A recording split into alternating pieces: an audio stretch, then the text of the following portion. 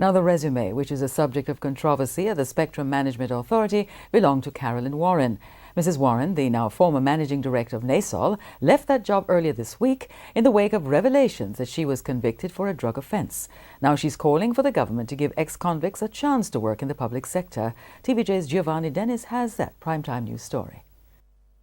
Sustained every day was just too much for both me and the company. Carolyn Warren on why she resigned as managing director of the state-run National Energy Solutions Limited, NESOL. She also said public service rules bar her from working with a criminal conviction, a rule she maintains she did not know existed. Mrs. Warren was convicted on a drug charge in 1995. Opposition spokesman on energy Philip Paulwell brought her conviction to public attention in a release on July 12. But speaking today, Mrs. Warren argued that the government should revisit its policy on employing persons with past convictions. If somebody can prove that they have been law-abiding, they should be given a fair chance. For employment, I think a person should be asked to give their police information for 15 to 20 years. There has to be a point where you are forgiven, and I think 20 years or 15 years should be that.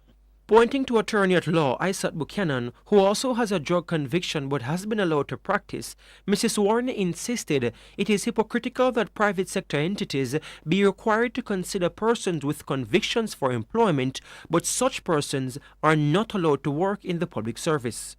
In the meantime, Mrs. Warren says she is willing to answer questions about her NESOL stewardship at Parliament's Public Administration and Appropriations Committee. Everything that I did at NESOL, I did within the guidelines that I knew at NESOL, and I've achieved a lot since I've been at NESOL. So I'm willing to answer any question. She was speaking on Power 106 FM's Morning Agenda earlier today. Giovanni Dennis, TVJ News. In 2018, Carolyn Warren resigned from her post as Managing Director of Jamaica's National Energy Solutions Limited after revelations of past drug-related convictions. Her departure was framed as a necessary step to preserve public trust and institutional integrity. Fast forward to 2025, and we now witness Isaac Buchanan, who also has a history of drug-related convictions, being sworn in as a Member of Parliament, under the same political banner that once demanded Warren's resignation. This contradiction raises a fundamental question. Has our standard for leadership evolved, or has it eroded? Let me be clear. Redemption is not only possible, it is essential.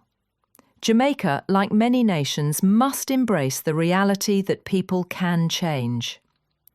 Buchanan's journey from conviction to community advocate is commendable. But when public figures are held to different standards based on political convenience, it undermines the very principle of accountability.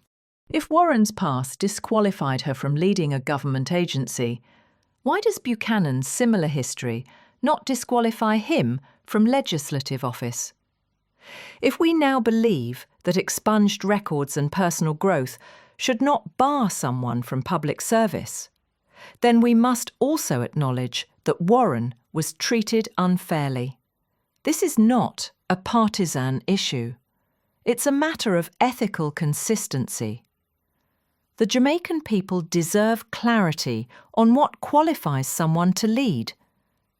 We must ask, are background checks and disclosures still meaningful? Should elected office be held to a higher or lower standard than appointed positions?